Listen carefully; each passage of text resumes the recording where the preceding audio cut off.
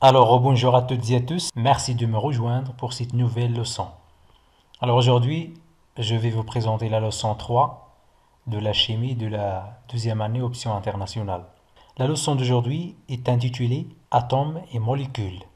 Alors, faisons un petit rappel sur les titres des leçons précédentes qu'on a déjà étudiées auparavant. Alors, la première leçon qu'on a déjà fait, c'est l'air qui nous entoure. La deuxième, c'est quelques propriétés de l'air et ses constituants.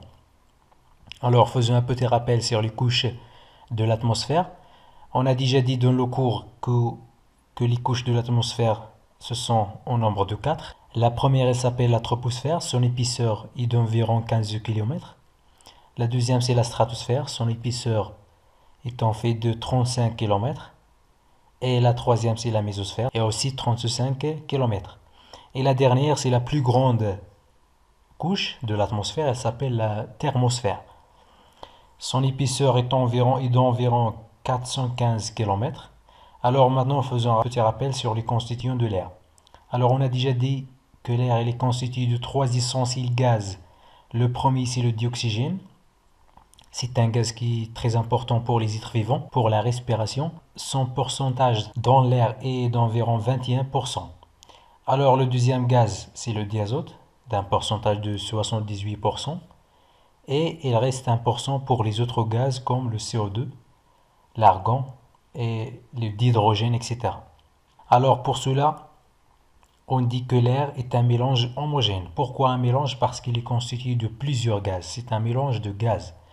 Et pourquoi homogène? Parce que on ne peut pas distinguer entre les constituants de l'air, c'est-à-dire on ne peut pas distinguer par exemple le dioxygène du diazote.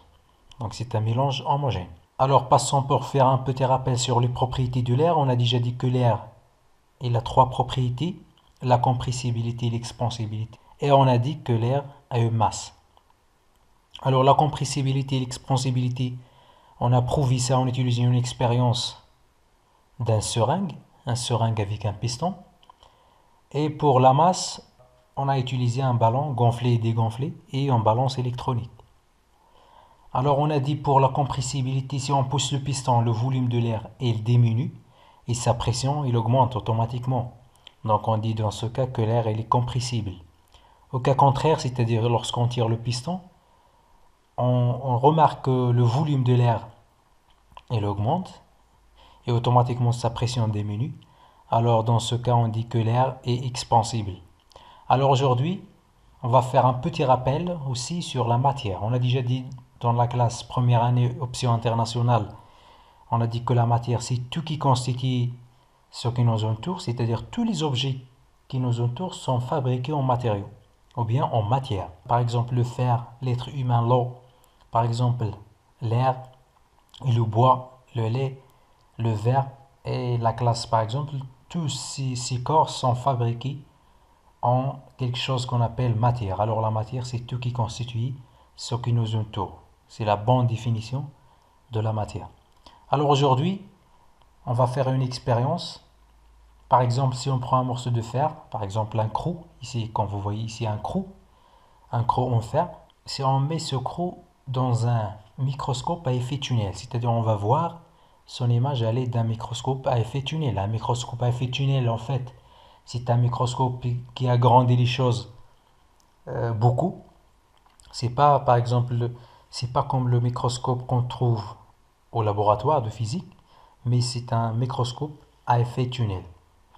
Donc, lorsqu'on fait un zoom avec ce microscope à effet tunnel pour ce crou, on voit quelque chose qui ressemble à des billes qui sont compactées et ordonnées. C'est ce qu'on appelle les molécules et les atomes. Alors, la leçon d'aujourd'hui est intitulée Les molécules et les atomes. En arabe, voilà la traduction. Pour ceux qui ne comprennent pas beaucoup le français. Alors on commencera notre cours par la définition d'un atome. Alors l'atome par définition, c'est une particule microscopique, c'est-à-dire invisible à l'œil nu. C'est-à-dire on ne peut pas voir un atome avec l'œil nu. Donc il faut utiliser des microscopes comme des microscopes à effet tunnel. Donc qui constitue la matière. C'est une particule microscopique qui constitue la matière. On le représente par un symbole chimique et on le modélise par une petite sphère avec une couleur bien définie. Donc on verra ça dans ce tableau. Donc le tableau il contient 1, 2, 3, 4, 5, 6 colonnes et 3 lignes. La première ligne, c'est les atomes. Donc vous savez bien ce genre d'atomes. Donc c'est plusieurs atomes comme l'hydrogène, l'oxygène, carbone, nitrogène et le chlore. Alors le symbole chimique, c'est toujours la première lettre du mot en latin. Par exemple, l'hydrogène, c'est H. L'oxygène, il commence par O, c'est-à-dire O. Le carbone, c'est C. Le nitrogène, c'est N. Pour le chlore, on ne peut pas symboliser le chlore par C parce qu'il y a déjà le carbone qui a été symbolisé par C. Donc il faut ajouter une deuxième lettre ou bien une troisième lettre en minuscule. Donc par exemple ici, les savants mettent le L devant le C, c'est-à-dire le Cl. Alors pour la couleur du modèle, pour l'hydrogène, c'est une petite sphère de couleur blanche. Pour l'oxygène, c'est une petite sphère de couleur rouge, mais elle est un tout petit peu grande que celui de l'hydrogène. Et pour le carbone, c'est une sphère qui est noire. Pour le nitrogène, c'est bleu. Et finalement, pour le chlore, c'est une sphère de couleur verte. Alors maintenant, pour la molécule, définition de la molécule. Une molécule, c'est une particule aussi microscopique, c'est-à-dire on ne peut pas la voir avec l'œil nu. Il est constitué au moins de 2 atomes. Donc la molécule, elle est constituée au moins de 2 atomes, c'est-à-dire 2, 3, 4, 5, etc. Donc ces atomes, ils sont liés entre eux. Par exemple, ici, le tableau, il contient aussi 6 cases. Alors la première ligne, c'est les molécules. La deuxième, c'est le modèle moléculaire. La troisième ligne, elle concerne la formule chimique. Donc pour l'eau, la molécule de l'eau, donc son modèle, c'est un atome rouge, c'est-à-dire un atome d'oxygène. Il est lié avec 2 atomes d'hydrogène en blanche. Donc sa formule chimique, c'est H2O, c'est-à-dire 2 atomes d'hydrogène et un seul atome d'oxygène. Le 1, il ne s'écrit pas. Alors le dihydrogène, ou bien le dioxygène, c'est 2 atomes d'oxygène liés entre eux. La formule chimique, c'est O2. Le 2, il représente 2 atomes d'oxygène. Pour le dioxyde de carbone, c'est une molécule qui est constituée d'un atome de carbone lié avec 2 atomes d'oxygène, c'est-à-dire le CO2. Le diazote, c'est 2 atomes liés entre eux de couleur bleue. Le monoxyde de carbone, il est constitué de 2 atomes liés entre eux, l'une de couleur noire, c'est-à-dire le carbone C, et l'autre de couleur rouge, c'est-à-dire l'oxygène O. Alors nous sommes arrivés maintenant à la partie du corps pur simple et corps pur composé. Voyons cet exemple. Donc cet exemple, il représente la molécule de dioxyde de carbone. Il est constitué de 2 atomes d'oxygène, c'est-à-dire 2 atomes de couleur rouge, et un seul atome de couleur noire, c'est l'atome du carbone. Alors ce type de corps, il est constitué de différents types d'atomes, c'est-à-dire il s'appelle un corps pur composé. Il est composé de 2 types ou bien plusieurs types d'atomes. Alors pour l'autre, voyons ici cet exemple, c'est la molécule de diazote. Il est composé de 2 atomes de même type, c'est-à-dire 2 atomes de nitrogène ou bien d'azote.